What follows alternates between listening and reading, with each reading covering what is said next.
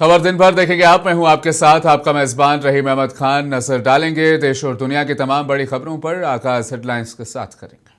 सुर्खियों को पेश करने में ताउन किया है डॉक्टर ऑर्थो ऑयल के साथ साथ डॉक्टर ऑर्थो कैप्सूल्स साथ लेना ना भूलें।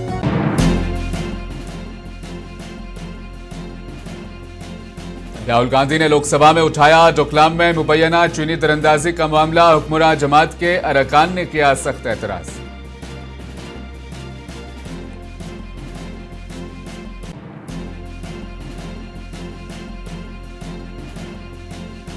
राहुल गांधी ने पार्लिमानी कवायद की खिलाफ वर्जी की है और ऐवान का वक्त किया जाए। मरकजी वजीर किरण रिजिजू ने लगाया इल्जाम।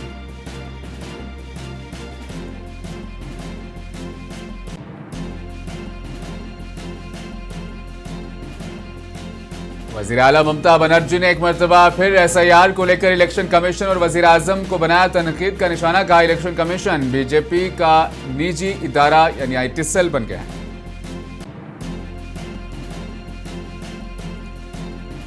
वजीर आजम मोदी को राहुल गांधी के इल्जामात का देना होगा जवाब। कांग्रेस के रुख में पार्लियामेंट दिग्विजय सिंह का बयान।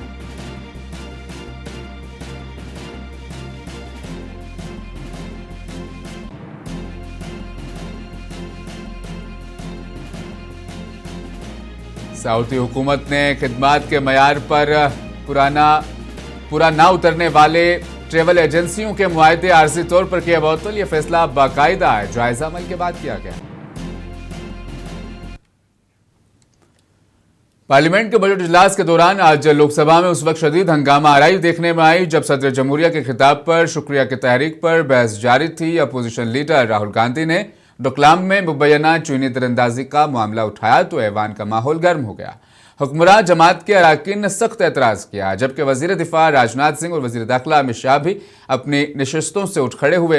हंगामा बढ़ने पर ऐवान की कार्रवाई मुलतवी करनी पड़ी। पेश इस हवाले से मुकम्मल रिपोर्ट। लोकसभा में बजट इजलास के दौरान सदर जमहूरिया हिंद द्रौपदी मुर्मू के खिताब पर शुक्रिया की तहरीक पर बहस चल रही थी कि इसी दौरान कायदे अपोजिशन राहुल गांधी ने डोकलाम में चीनी तीरंदाजी का मसला उठाया, जिसके बाद ऐवान में जबरदस्त हंगामा शुरू हो गया। राहुल गांधी की तकरीर पर हुक्मरान जमात के अरकान ने सख्त एतराज किया।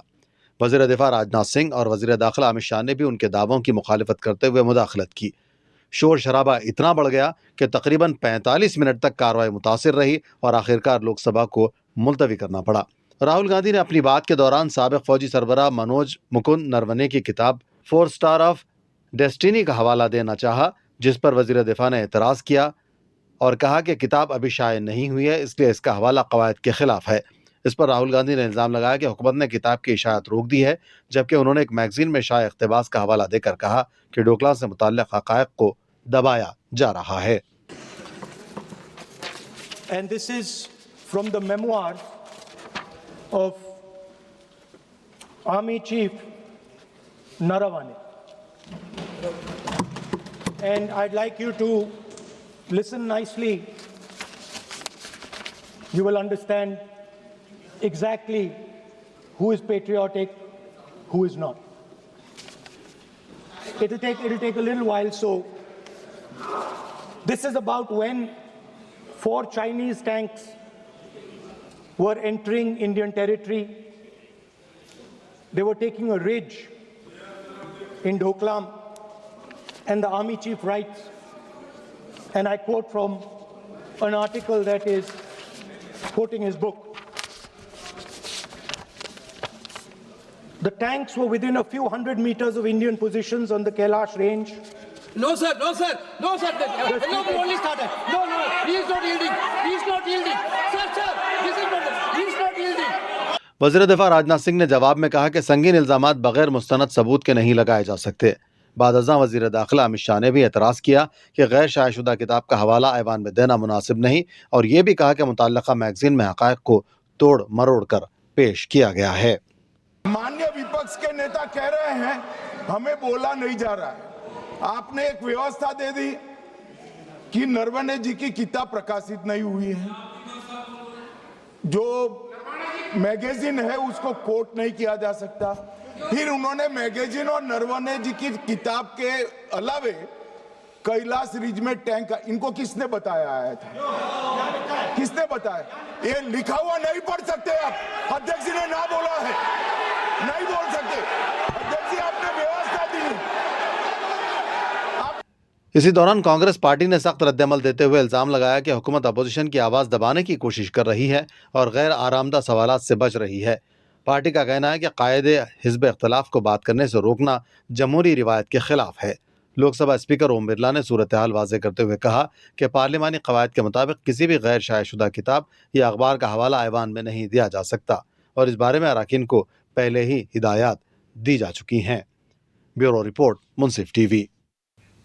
कांग्रेस के रुकन पार्लियामेंट प्रियंका गांधी ने लोकसभा में जारी तनाज़ पर रद्दअमल देते हुए सवाल उठाया है कि किसी शायशुदा ज़राए से हक़ाइक़ बयान करने में आखिर मसला क्या है। यह बयान उस वक्त सामने आया जब कायद हिज़्ब इख्तिलाफ राहुल गांधी की जानिब से साबिक़ आर्मी चीफ जनरल नरवणे की मुबैना याददाश्तों का हवाला देने पर ऐवान में एतराज़ किया गया। इस मामले पर हुकूमत और अपोजिशन के दरमियान बहस मज़ीद तेज़ हो गई।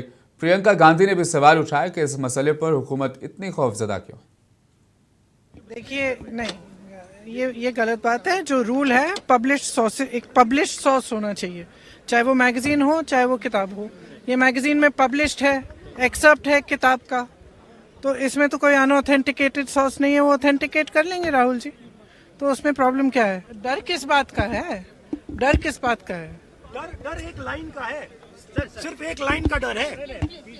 एक लाइन है उसमें जो जिससे प्रधानमंत्री राजनाथ सिंह जी पूरी सरकार डरी हुई है, वो लाइन में अंदर बोलूंगा, कोई नहीं रोकेगा मुझे। कांग्रेस के रुकन पार्लियामेंट दिग्विजय सिंह ने कहा कि वज़ीर-ए-आज़म नरेंद्र मोदी को कायद हिज़्ब इख्तिलाफ राहुल गांधी के उन इल्जामात का जवाब देना होगा जिसमें उन्होंने साबिक़ फौजी सरबराह जनरल MM नरवणे की याददाश्तों का हवाला दिया। इस बयान के बाद मुल्क भर में जबरदस्त बहस शुरू हो गई है। दिग्विजय सिंह ने मुल्क के फिरका वाराना माहौल पर तशवीश का भी इजहार किया। सर, मैं आपसे इतना अनुरोध करना चाहता हूं कि पूरे आज देश में हमारे इस देश के लोकतंत्र पर आज खतरा है और उसका कारण यह है कि जो सौहार्दपूर्ण वातावरण इस देश में आजादी के बाद, पार्टीशन के बाद कायम किया गया था, वो धीरे धीरे समाप्त किया जा रहा है। कट्टरपंथी ताकतें धार्मिक उन्माद फैलाकर एक तरफ हिंदुओं को, दूसरी तरफ मुसलमानों को भड़का रही है और ये अपने आप में जो एक सामाजिक सौहार्दपूर्ण वातावरण इस देश में बना हुआ था, उसमें काफी हम लोगों को आज संकट नजर आ रहा है। मैं इस बात को ये भी कहना चाहता हूं, एक तरफ सामाजिक सौहार्दपूर्ण वातावरण में भेदभाव और आर्थिक असमानता, ये दो विषय ऐसे हैं जिन पर की विशेष तौर पर केंद्र सरकार को। टीएमसी के एमपी शत्रुघ्न सिन्हा ने अपोजिशन कायद राहुल गांधी की खुलकर हिमायत की। उनका कहना है कि उन्हें राहुल गांधी पर फख्र है, उनको सबसे सीखना चाहिए। शत्रुघ्न सिन्हा ने यह भी इल्जाम लगाया कि जब अपोजिशन कौमी सलामती के मामले पर बात करती है तो उसे इजाज़त नहीं दी जाती। उन्होंने वज़ीर-ए-आज़म और वज़ीर दिफा के रद्दअमल पर अफसोस का इजहार किया। मैं कहूँगा कि राहुल गांधी आज बहुत फोर्सफुल तरीके से और बहुत कन्विक्शन और कॉन्फिडेंस के साथ जिस तरह से उन्होंने स्पीच देना शुरू किया, ये बहुत किसी मंशा के तहत रूलिंग पार्टी को बहुत खटक रहा था। हमारे रूलिंग पार्टी के कुछ फ्रेंड्स, जहाँ में माननीय रक्षा मंत्री बैठे थे और माननीय प्रधानमंत्री बैठे थे, माननीय गृह मंत्री अमित शाह जी भी बैठे हुए थे। इन लोगों को इतना डिस्कम्फर्ट और इतना अनकंफर्टेबल होते हुए मैंने आज तक अपने पार्लियामेंट्री जीवन में नहीं देखा जो आज देखा मैंने। इतनी घबराहट, ऐसा लग रहा था कई रूलिंग पार्टी के दोस्तों को सिर्फ चाइना का नाम आ रहा था और लग रहा था उनको करंट लग गया हो। लेकिन राहुल गांधी भी टिके रहे अपनी बातों पे। लोगों का भरपूर समर्थन मिल रहा था राहुल गांधी को। लोगों ने उनको रोकने टोकने की बड़ी कोशिश की, लेकिन जैसा मैंने शुरू में कहा, जिस कन्विक्शन और कॉन्फिडेंस के साथ और जब तथ्य पे आधारित, सत्य पे आधारित जो बातें आज राहुल गांधी ने करने की कोशिश की, मैं समझता हूँ बेमिसाल था। लोगों को इससे सीखना चाहिए। हमें अपने नाज है अपने लीडर ऑफ द अपोजिशन पे, और राहुल गांधी की इन बातों पे भरपूर समर्थन मिल रहा था पार्लियामेंट में। और जो रूलिंग पार्टी के लोग कुछ लोगों के साथ मिलके व्यवस्था का सवाल उठा रहे थे, और जिस तरह से रोकने और टोकने की कोशिश कर रहे थे राहुल गांधी को, मैं समझता हूँ वो मंशा के तहत था, उनके इरादे नेक नहीं थे। घबराहट, बौखलाहट, डिस्कम्फर्ट, अनकंफर्टेबल जितना देखा मैंने वो तो गजब का देखा मैंने। पार्लियामेंट में कायद हज़्ब इख्तिलाफ राहुल गांधी के बयान पर तनाज़ा मजीद गहरा गया है। मरकजी वजीर किरण रिजिजू ने इल्ज़ाम लगाया कि राहुल गांधी ने पार्लिमानी कवायद की खिलाफ वर्जी की और ऐवान का वक्त ज़ाया किया है। रक्षा मंत्री ने भी कहा, हम सब ने कहा कि सदन जो है नियम से चलेगा और नियम के तहत अपना बात को रखना चाहिए। स्पीकर ने रूलिंग दिया, रूल 349 के तहत कोई भी मैगजीन, किताब या कोई भी पब्लिकेशन का जब तक आप ऑथेंटिक नहीं करते हैं या उस चर्चा से संबंधित नहीं है, चर्चा नहीं कर सकते। रूलिंग दे दिया। अब जब चेयर से रूलिंग देता है तो वो फाइनल होता है और चेयर को हम चैलेंज नहीं कर सकते हैं। लोकसभा स्पीकर के रूलिंग के बाद राहुल गांधी जी बार बार सेम गलती दोहराया जा रहा है। स्पीकर साहब ने फिर से उनको कहा कि व्यवस्था बना दिया गया है, रूलिंग हो चुका है, अब आगे बढ़िए। राष्ट्रपति का अभिभाषण पे आप चर्चा कीजिए, बोल नहीं रहा है। पूरा आधा घंटा राहुल गांधी जी ने। कौमी सलामती के मामले पर बयानबाजी अचानक तेज हो गई है। Leader of opposition Rahul Gandhi ने गलवान झड़प के दौरान सियासी क़यादत के किरदार से मुतल्लिक संकीर्ण इशारे देते हुए कहा कि वो साबिक आर्मी चीफ जनरल नरवणे को दी गई हिदायत को उजागर करना चाहते हैं, मगर उन्हें इस पर बोलने की इजाज़त नहीं दी गई। डोकलाम का यहाँ पर जिक्र हो रहा है। उनके इस बयान के बाद सियासी हलकों में नई बहस छिड़ गई है। आइए देखते हैं इस बयान पर तफसील। मैं कह रहा हूं कि it's a matter of national security.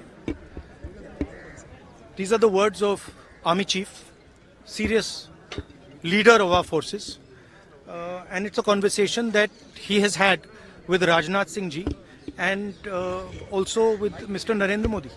All I'm saying is that I want to say in the house what the army chief has written.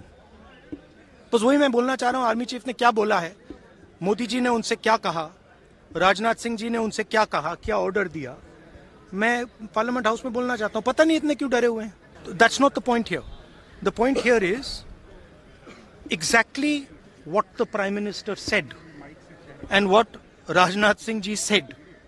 That is the point here, right? Whether the land was taken or not, that's a different question. We'll come to that. But before we come to that, the leader of the country is supposed to give direction. The leader of the country is not supposed to run away from decisions and leave decisions onto other people's shoulders. That is what the Prime Minister has done. This is not me. This is the army chief. This is what the army chief has written in a book. चीन सरहद के मामले पर लोकसभा में एक बार फिर गर्मा गर्म बहस शुरू गई। राहुल गांधी ने साबिक आर्मी चीफ की गैर मतबूआ याददाश्तों का हवाला देकर मरकजी हुकूमत पर तनकीद की। इस मौके पर लोकसभा स्पीकर ओम बिरला ने ऐवान के कवायद पढ़कर सुनाए और वाज़ेह किया कि ऐवान में ऐसे किताबों या अखबारात को पढ़ने की इजाज़त नहीं है जो सेशन की बहस से मुतालिक नहीं। समाजवादी पार्टी के सरबराह अखिलेश यादव ने इस मामले पर अपना रद्द-ए-अमल जाहिर करते हुए कहा कि अगर अपोजिशन लीडर्स के पास मुल्क के मफादात से मुतल्लिक तजावीज़ें हैं तो उन्हें बोलने का मौका दिया जाना चाहिए। Leader of opposition Rahul ji अपनी महत्वपूर्ण बातें रखना चाहते थे और देश के लिए बॉर्डर सिक्योरिटी, नेशनल सिक्योरिटी और फिर चीन बॉर्डर या चाइना बॉर्डर का सवाल हो तो और महत्वपूर्ण बन जाता है। समाजवादियों ने समय समय पर सरकारों को ये बात रखी है कि पाकिस्तान से ज़्यादा हमें सावधान रहना पड़ेगा चीन से, क्योंकि चीन की गिद्ध जैसी नज़र हमारी सीमा पर बनी रहती है और कई मौक़ों पर हमने देखा है आज़ादी से लेकर के अभी तक बड़े पैमाने पर चीन ने ज़मीन छीनी है। भारत की बहुत सारा हिस्सा जो भारत का था वो चीन के पास चला गया। तो इसलिए मगरबी बंगाल के सीएम ममता बनर्जी ने एक मरतबा फिर एसआईआर को लेकर इलेक्शन कमीशन और वज़ीर-ए-आज़म नरेंद्र मोदी को शदीद तनकीद का निशाना बनाया। ममता बनर्जी ने सवाल किया कि क्या वज़ीर-ए-आज़म मोदी अटल बिहारी वाजपेयी और एल.के. अडवाणी अपने वालिदैन की तारीख पैदाइश दे सकते हैं, जैसा कि इलेक्शन कमीशन दूसरों से एसआईआर के अमल के तहत मांग रहा है। ममता बनर्जी ने मजीद कहा कि इलेक्शन कमीशन अब पूरी तरह से बीजेपी का निजी इदारा बन गया है। प्राइम मिनिस्टर को पूछिए, उनका माता जी का पिताजी का जन्म कुंडली मींस इंस्टीट्यूशन डिलीवरी का सर्टिफिकेट है। आपको जितना सीनियर लोग है, अगर अटल जी जिंदा रहता तो वो क्या दे सकते थे? अगर अडवाणी जी को पूछिए, हम उसको रेस्पेक्ट से कहती हूँ। आम आदमी पार्टी के सीनियर लीडर सोमनाथ भारती ने प्रेस कॉन्फ्रेंस में संगीन दावे करते हुए कहा कि बीजेपी मुसलसल अरविंद केजरीवाल की शबिया को दागदार करने की कोशिश कर रही है, लेकिन अब मरकजी वजीर जीतन राम मांझी के एक मुबैना वीडियो बयान ने नई बहस छेड़ दी है। सोमनाथ भारती ने कहा कि उस वीडियो में जीतन राम मांझी अपने ही बच्चे से कहते हुए सुने गए हैं कि तुम्हारे एमएलए को 5-10% कमीशन लेना चाहिए, जबकि इस वीडियो में यह भी दावा किया गया है कि हर एमपी और हर एमएलए कमीशन खाता है। आम आदमी पार्टी ने इस बयान पर काबिल एतराज़ इसको करार देते हुए कहा कि इससे पूरे जमहूरी निज़ाम और अवामी नुमाइंदों के साख को मजरूह हुई है। दूसरी जानिब जीतन राम मांझी का रद्द-ए-अमल भी अब सामने आया। उन्होंने इस दावे के मुतालिक कहा कि ऐसा बयान मैंने नहीं दिया और उनके वीडियो के साथ छेड़छाड़ की गई। लेकिन मोदी जी के राज में मोदी जी का मंत्री करप्शन को नॉर्मलाइज कर दिया है।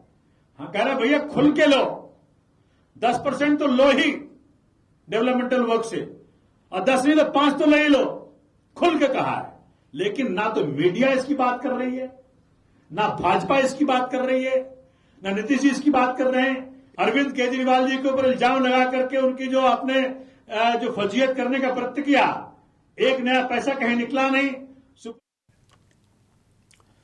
उत्तर प्रदेश के जिला कन्नौज में 1000 से ज्यादा वोटर्स के नाम जाली फॉर्म 7 जमा करा के वोटर लिस्ट से हटाने की कोशिश का एक मामला सामने आया है। समाजवादी पार्टी के रहनुमाओं ने, जिनमें जय कुमार तिवारी भी शामिल हैं, इस पर सख्त एतराज जाहिर करते हुए जांच का मुतालबा उन्होंने किया। ये देखते हैं इस मामले से जुड़े अहम बयान। हमारे वोट जो है आप दी गई कि हम प्रधान ने हमें बताया, तब हमने जानी ना, हम तो बयान पढ़ा आदमी, हमें क्या बताया गया आपको? ये बताया प्रधान ने कि तुम्हारे परिवार के वोट, तुम्हारे लड़कन के बहुवन के वोट कटी गए, काट दिए जाए ना, आप अपने कलेक्टरी में चलो और अपनी दरखास्त दो चल के। तो हाँ, हम इसलिए क्या वजह बताएगी वोट काटने के पीछे? अब क्या मालूम, जब तो भैया सरकार जाने, आपको नहीं पता? अरे हमें क्या मालूम, काहे वोट हमारे कम करे जा रहे, काहे काटे जा रहे। हम सभी लोग यहाँ जिलाधिकारी महोदय से मिले और मिलकर हम लोगों ने पूरी शिकायत दर्ज कराई, और हम लोग मीडिया के माध्यम से, आप लोगों से के माध्यम से मांग करना चाहते हैं कि ऐसे लोगों पर एफआईआर कर कानूनी कार्रवाई की जाए। मरकजी हुकूमत और लद्दाख इंतजामिया ने आज सुप्रीम कोर्ट को बताया कि सोनम वांगचुक लद्दाख में नेपाल बांग्लादेश जैसी सूरत हाल पैदा करना चाहते हैं। उन्होंने कहा कि वांगचुक के बयान से तशद्दुद भड़कने का खतरा है। हुकूमत ने इल्ज़ाम लगाया है कि वांगचुक ने मरकजी हुकूमत को वो कहा जो एक अलाहिदगी पसंद जहनियत की अक्कासी करता है। उन्होंने लद्दाख के लोगों को खाना जंगी और खून रेजी पर उकसाने की कोशिश की है। सॉलिसिटर जनरल तुषार मेहता ने जस्टिस अरविंद कुमार और जस्टिस पीवी के बेंच के सामने ये दलील दी। उन्होंने सोनम वांगचुक की दरख्वास्त की मुखालफत करते हुए नेशनल सिक्योरिटी एक्ट के तहत उनकी हिरासत को चैलेंज किया। दरख्वास्त वांगचुक की बीवी गीतांजलि ने दायर की थी। सॉलिसिटर जनरल तुषार मेहता ने कहा कि उन्होंने नौजवानों को उकसाने के लिए अपनी तकरीरों में महात्मा गांधी का नाम सिर्फ एक कोर के तौर पर इस्तेमाल किया है।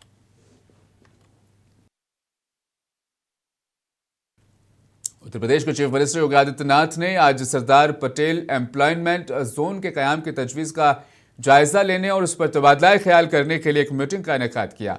मीटिंग के दौरान उसके मकासद और कामों पर भी तवज्जो मरकूज की गई। चीफ मिनिस्टर ने कहा इस स्कीम का मकसद हर जिले में 50 से 100 एकड़ पर मुहित मरकज कायम करना है।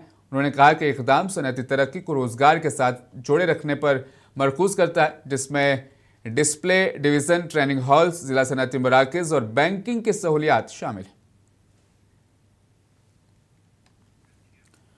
जमीयत उलमा हिंद ने मौलाना महमूद असद मदनी के तवस्सुत से सुप्रीम कोर्ट में कर्जी दाखिल करते हुए असम के चीफ मिनिस्टर हेमंत बिस्वा शर्मा के हालिया अफवामी बयान को संगीन नफरत अंगेज फिरका वाराना इश्तिहाल आईनी इक़दार की सरी खिलाफ वर्जी करार दिया है। अर्जी में असम के वज़ीर आला के 27 जनवरी 2026 को दिए गए इस बयान का खुसूसी तौर पर हवाला दिया गया, जिसमें उन्होंने ये दावा किया है कि 4 से 5 लाख मियाँ वोटरों को इंतखाबी फहरिस्तों से खारिज किया जाएगा और यह भी कहा कि वो उनकी पार्टी बराह रास्त मियाँओं के खिलाफ है। अर्जी के मुताबिक लफ्ज़ मियाँ असम में मुसलमानों के लिए तहकीर आमेज और तौहीन आमेज अंदाज में इस्तेमाल किया जाता है। अर्जी में मजीद कहा गया है कि असम के चीफ मिनिस्टर मज़कूरा तकरीर उस तनाजुर में हैं कि वो एक आला आइनी मनसब पर फायज हैं, किसी भी इस तरह से महज राय के इजहार के दायरे में नहीं आती है, बल्कि इसका वाहिद और बुनियादी मकसद एक कम्युनिटी के खिलाफ नफरत अदावत को फ़रोग़ देना है।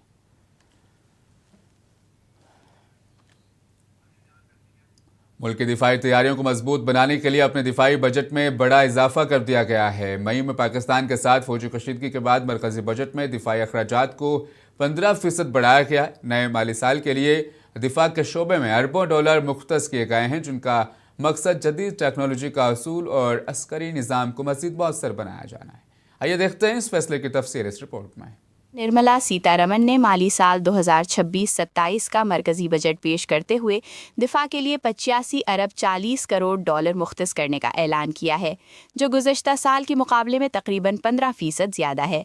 लोकसभा में पेश किए गए बजट के मुताबिक दिफाई अखराजात में इजाफे का मकसद जदीद टेक्नोलॉजी का हसूल, नए हथियारों और अस्करी साजो सामान की खरीदारी और दिफाई निज़ाम को मज़ीद मजबूत बनाना है। वजारत दिफा का कहना है कि इस बजट के जरिए खरीदारी के तरीक़ेकार को आसान और वसाइल के मौसर इस्तेमाल को यकीनी बनाया जाएगा। बजट दस्तावेज़ात के मुताबिक हथियारों और दिफाई आलात की खरीदारी के लिए मुख्तस रकम में 21.84% इजाफा किया गया है, जबकि दिफाई सर्विसेज के रोज़मर्रा अखराजात, ईंधन, मुरम्मत और तनख्वाहों के लिए भी इजाफी फंड्स रखे गए हैं। ये इजाफा ऐसे वक्त में किया गया है जब गुज़श्ता साल मई में हिंदुस्तान और पाकिस्तान के दरमियान फ़ौजी कशीदगी देखने में आई थी। इस दौरान हिंदुस्तान ने पहलगाम हमले के बाद पाकिस्तान में अस्करी पसंदों के ठिकानों को निशाना बनाया था और इस कार्रवाई को ऑपरेशन सिंदूर का नाम दिया गया था। वज़ीर दिफा राजनाथ सिंह ने दिफाई बजट में इजाफे का खैर मकदम करते हुए कहा है कि इससे मुल्क की दिफाई सलाहियत मज़ीद बेहतर होगी। ताहम बाज़ दिफाई माहिरीन का कहना है कि महंगाई और रुपए की कदर में कमी के बायस इस इजाफे के अमली असरात महदूद भी रह सकते हैं। ब्यूरो रिपोर्ट, मुनसिफ टीवी। सऊदी वज़ारत हज उम्रा ने खिदमात के मयार पर पूरा ना उतरने और नाकिस कारकर्दगी की बुनियाद पर बड़ी तादाद में गैर मुल्की उम्रा ट्रेवल एजेंसियों के मुआहदे आर्जी तौर पर मुअत्तल कर दिए हैं। हुक्काम के मुताबिक यह फैसला बाकायदा जायज़ा अमल के बाद किया गया है। मुतासिरा एजेंसियों को खामियां दूर करने के लिए महदूद वक्त दिया गया, जबकि पहले से वीज़ा हासिल करने वाले ज़ायरीन को सहूलतें जारी रहेंगी। आइए देखते हैं तफसील इस रिपोर्ट में। आप देखिए इस तफसीली रिपोर्ट को। मुझे दीजिए इजाज़त, बने रहें मुनसिफ टीवी के साथ। सऊदी अरब की वजारत हज व उम्रा ने ऐलान किया है कि नाकिस कारकर्दगी दिखाने वाली 1800 गैर मुल्की उम्रा ट्रैवल एजेंसियों के मुआहदे मुअत्तल कर दिए गए हैं। खलीजी मीडिया रिपोर्ट्स के मुताबिक ये तादाद उम्रा सेक्टर में काम करने वाली तकरीबन 5800 एजेंसियों का बड़ा हिस्सा है। वजारत के तर्जुमान का कहना है कि यह फैसला पीरियोडिक इवैल्यूएशन के बाद किया गया, जिसमें कई एजेंसियों की खिदमात में संगीन कमजोरियां सामने आईं। मुतासरा एजेंसियों को 10 दिन की मोहलत दी गई है ताकि वो अपनी खामियां दुरुस्त कर सकें।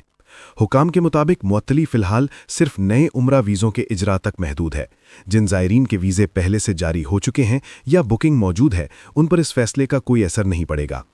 वजारत ने वाज़े किया है कि मुकर्ररा मयार पूरा करने वाली एजेंसियों के मुआहदे बहाल कर दिए जाएंगे, जबकि हिदायत पर अमल ना करने वालों के खिलाफ मज़ीद सख्त कार्रवाई की जाएगी। मकसद ज़ायरीन को बेहतर सहूलतें और महफूज खिदमात फराहम करना है। ब्यूरो रिपोर्ट, मुनसिफ टीवी।